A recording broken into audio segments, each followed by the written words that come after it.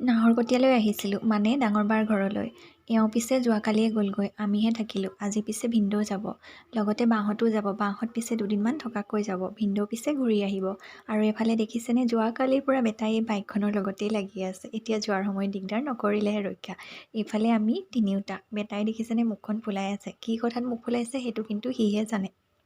বাটতে আকৌ ৰিজৰ্ট এখন পালোঁ। গোটেইকেইটাই ভাবিলোঁ চাহ একাপকে খাওঁ।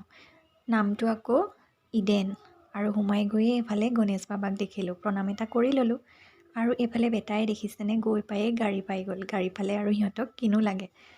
এইফালে আকৌ এজনী আইনী, তাই আজিকালি ভালকৈ খোজকাঢ়িব পাৰে। ভিনদেউৱে সেইটো কাৰণে অকণমান এৰি দিছে। তাই এইফালে চুঁচৰি আছে দেখিছেনে।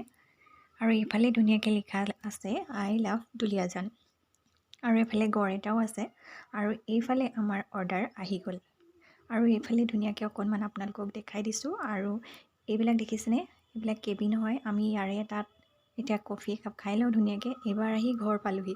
ঘৰ পাই আকৌ উৎপাত আৰম্ভ। এইফালে ভেটাই চকী টানিছে, এইফালে আকৌ আইনী, আৰু এইফালে আকৌ বিচনাত শুই শুই মোবাইল চোৱাত ব্যস্ত ডাঙৰটো। আজিলৈ আহিছোঁ দেই, বাই বাই।